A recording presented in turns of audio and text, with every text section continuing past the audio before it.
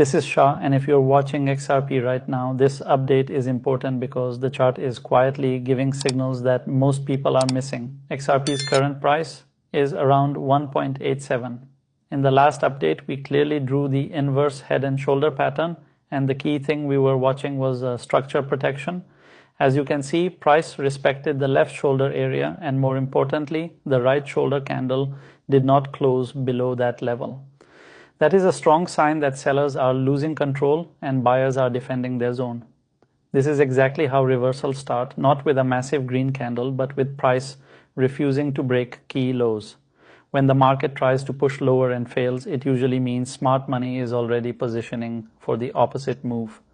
Now let's zoom into the 1 hour time frame because this is where confirmation comes in. On the lower time frame, a falling wedge pattern clearly formed. Falling wedges are bullish patterns, especially when they appear after a sell-off and near higher time frame support. The most important part is that the breakout from the falling wedge is already done. This tells us momentum is slowly shifting back in favor of the bulls. After the breakout, price did not dump aggressively. Instead, it is consolidating and holding above the recent lows. That behavior is bullish. Weak markets fall fast after fake breakouts, but strong setups grind and hold. As long as XRP holds the last low, the structure remains intact and the upside bias stays as valid. From here, the plan is simple and clean. As long as price does not break below the protected low, direction remains upside. The first short-term target is 1.93, which is a minor resistance and liquidity area. If price flips that level into support, the next and main target remains $2.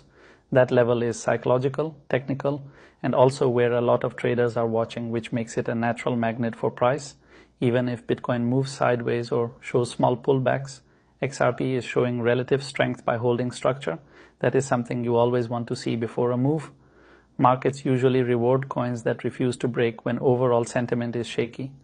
Also, keep in mind that this move does not need to be explosive immediately.